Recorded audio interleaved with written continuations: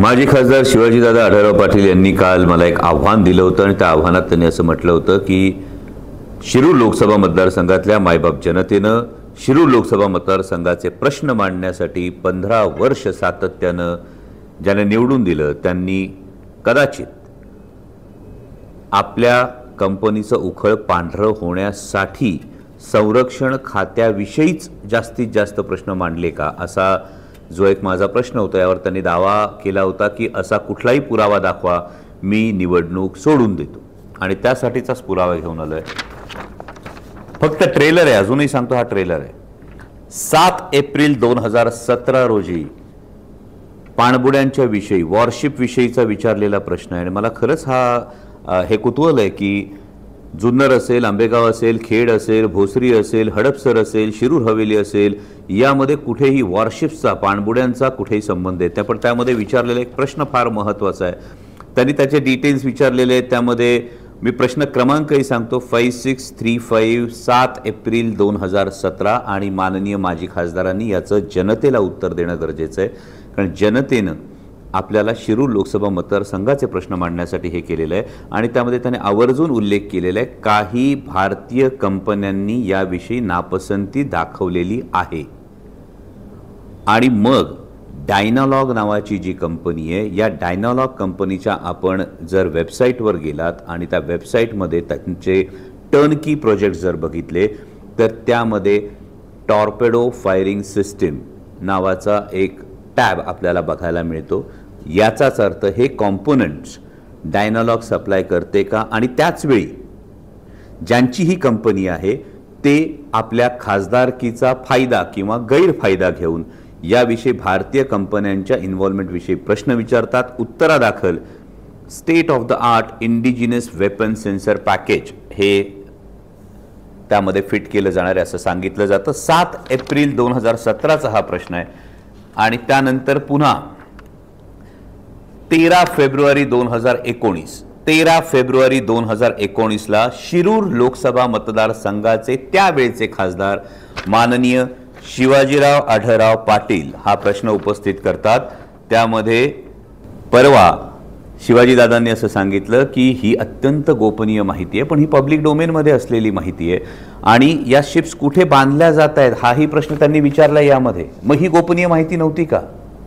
आणि या शिप्स कुठे बांधल्या जात आहेत यामध्ये पुन्हा त्यांनी असा सब क्वेश्चन जो विचारले, त्यामध्ये Indian companies have shown their displeasure. आणि पुन्हा ते विचारतात steps taken by union government to involve Indian companies. म्हणजे सरकार काय स्टेप्स घेत आहे भारतीय कंपन्यांना या प्रोजेक्टमध्ये इन्व्हॉल्व करण्याचं. हे कोण विचारतं तर एका अशा कंपनीचा मालक विचारतो, अशा कंपनीशी संबंधित व्यक्ती विचारते ज्या कंपनीचा एक कॉम्पोनंट, कुठले कॉम्पोनंट टेक्निकल त्यांनी खरं तर याचं स्पष्टीकरण देणं गरजेचं आहे. पण या वॉरशिप्सला काही कॉम्पोनंट सप्लाय करणाऱ्या कंपनीची व्यक्ती शिरूर लोकसभा मतदारसंघाचं प्रतिनिधित्व करत असताना प्रश्न विचारते की यामध्ये गव्हर्नमेंटने कुठली पावलं उचललेली आहेत या इंडियन कंपनीजला इन्व्हॉल्व करण्यासाठी. आणि त्याचं उत्तरादाखल पुन्हा येतं induction of the ship with large indigenised component 13 फेब्रुवारी 2019. त्यामुळे मला असं वाटतं जर शब्दाचे माननीय माजी खासदार शिवाजीदादा आढळराव जर शब्दाचे पक्के असतील तर त्यांनी शिरूर लोकसभा मतदारसंघातल्या मायबाप जनतेला याचं उत्तर देणं गरजेचं आहे की शिरूर लोकसभा मतदारसंघातल्या मायबाप जनतेनं आपल्याला 3 टर्म जेव्हा निवडून दिलं होतं, हे 3 टर्म निवडून दिलं जात असताना 15 वर्षामध्ये एकही मोठा प्रोजेक्ट शिरूर लोकसभा मतदारसंघाला आला नाही. परंतु या प्रश्नांच्या माध्यमातून नेमका कोणता प्रोजेक्ट कोणत्या कंपनीला मिळवण्याचा त्यांचा प्रयत्न होता याचं उत्तर त्यांनी देणं गरजेचं आहे. आणि मी जसं म्हणालो तसा हा फक्त ट्रेलर आहे. या संदर्भातले संरक्षण खात्याविषयी विचारलेले हे एवढे प्रश्न आहेत. हे एवढे प्रश्न आहेत. हा पिक्चर अजून बाकी आहे. आणि त्यामुळे हा पिक्चर जो बाकी आहे याचं उत्तर शिवाजीदादा आढळराव पाटील यांनी शिरूर लोकसभा मतदारसंघातल्या मायबाप जनतेकडे पुन्हा 2024 साठी मत मागण्यासाठी जाताना याचं उत्तर देणं गरजेचं आहे. आणि जे आव्हान त्यांनी दिलं होतं हे सगळे पुरावे आहेत. हे पुरावे आहेत.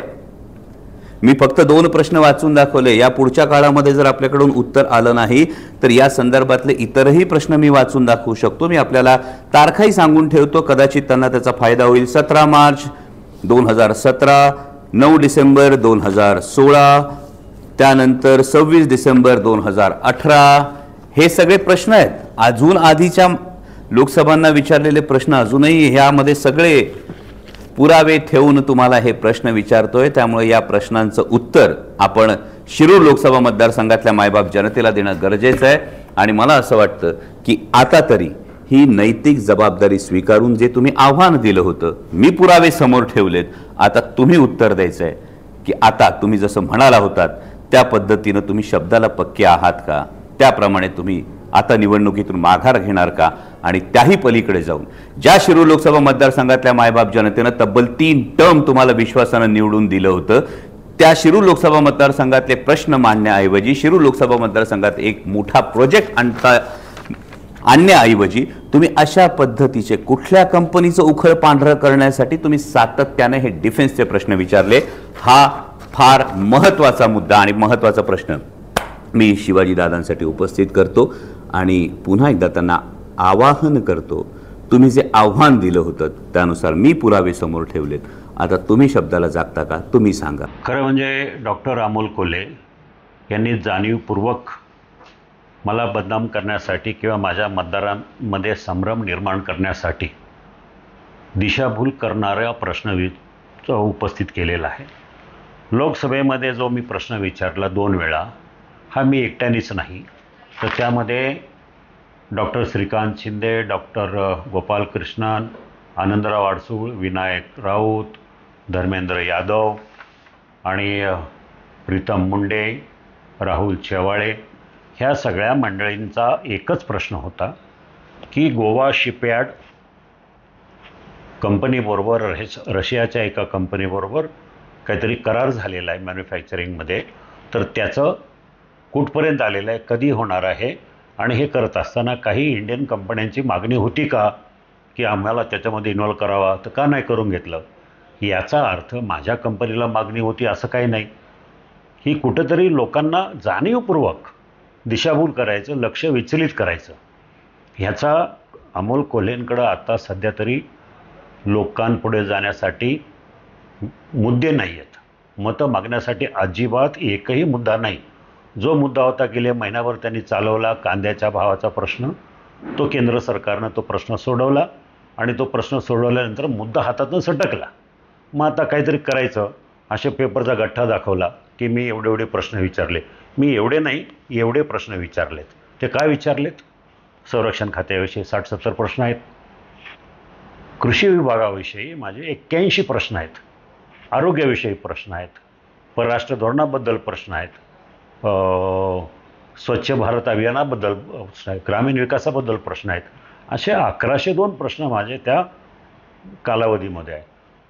मग हाच प्रश्न त्यांनी का काढावा? ह्याच्यामध्ये टेक्निकली जर बघितलं तर हा प्रश्न जो आहे तो गायडेड मिसाईल स्टील्थ फ्रिगेट्स, हे संरक्षण खात्याचं हे करार झालेलं आहे त्याच्याबद्दलचं आहे. त्याचा माझ्या कंपनीशी काहीही संबंध नाही. गोवा शिपयार्ड किंवा हे अशा प्रकारचं स्टील्थ काय म्हणतात त्याला, फ्रिगेट्स, माझी कंपनी त्या व्यवसायात नाही, त्याचा संबंध नाही. माझी कंपनी एवढी मोठी नाही की या रशियन कंपनीला चॅलेंज करेल. ठीक आहे, पण त्यांनी त्यांचे शब्द वापरावेत. दुसरा महत्त्वाचा मुद्दा, ह्या कंपनीशी मी तसाही निगडीत नाही आहे. कंपनी मी फॉर्म केली होती, फाउंडर मी आहे, परंतु 20 वर्षापूर्वी जेव्हा मी 2004 साली निवडणुकीला उभं राहिलो त्यावेळेला गव्हर्नमेंटबरोबर ट्रेडिंग असल्यामुळे त्या कंपनीतून मी राजीनामा देऊन बाहेर पडलो. त्या कंपनीच्या बोर्डवर मी आजही नाही आहे. मग हे कुठल्या आधारावर मला ती प्रश्न आरोप करतात? हे माझ्या कुटुंबाने चालू केलेली कंपनी, मी चालू केलेली आता दुसरे लोक पाहतात. म्हणजे फक्त मिसलीड करण्याचा प्रश्न आहे. या संदर्भात माझा मुलगा सविस्तर प्रेस घेऊन याच्यावर आपल्याला उत्तर देईल. फक्त आता त्यांनी दुसरा प्रश्न, ते जे काही आरोप करतायत त्यांच्या समोर त्यांना पराभव दिसतोय आणि तो पराभव दिसल्यामुळं ते काहीतरी निराशेच्या भावनेनं काहीतरी पेपर दाखवणं, गठ्ठा दाखवणं. माझ्याकडे एवढे गठ्ठे आहेत खूप प्रश्न विचारले तुम्ही. तर असं त्याने करू नये, माझा त्याच्याशी काय संबंध नाही. लोकांनी अशा अफवावर विश्वास ठेवू नका. हे तुम्हाला फक्त बनवाबनवी फसवण्याचा कार्यक्रम आहे, त्यापासून सावध राहा. खरं तर प्रश्न विचारल्यानंतर संसदीय कमिटी जी आहे तेही छाननी करत असते. खरं म्हणजे मी 15 वर्ष संसदीय राजकारणामध्ये काम केलेलं आहे. ह्यांनी 5 वर्ष काम केलेलं आहे. संसदेचा सदस्य म्हणून शपथ घेताना मी माझ्या फायद्याच्या प्रत्यक्ष अप्रत्यक्षपणे कुठलाही कृत्य करणार नाही अशा प्रकारची शपथ सभागृहामध्ये घ्यावी लागते. त्याशिवाय सदस्यांचं बिहेवियर म्हणजे कोण चुकीचे प्रश्न विचारत आहे का, कोणाला काहीतरी मॅनेज करत आहे का, हे करण्यासाठी एक कमिटी असते, व्हिजिलन्स कमिटी. ह्यांना माझ्याबद्दल अशा प्रकारचा पेपरचा गठ्ठा आहे, तो कधीचा 2017पासूनचा 2019पर्यंत त्यांच्याकडे आहे. तर त्यांनी असे ट्रेलर, हे ताबीचं ट्रेलर बाकी आहे, ट्रीजर बाकी आहे करण्यापेक्षा 5 वर्षापूर्वी का नाही प्रश्न विचारले, आता त्यांना का वाटलं? म्हणजे कुठेतरी हा राजकीय डाव आहे, कुठेतरी हे लोकांना चर्चेमध्ये अडकून ठेवायचं, हा त्याचा डाव आहे.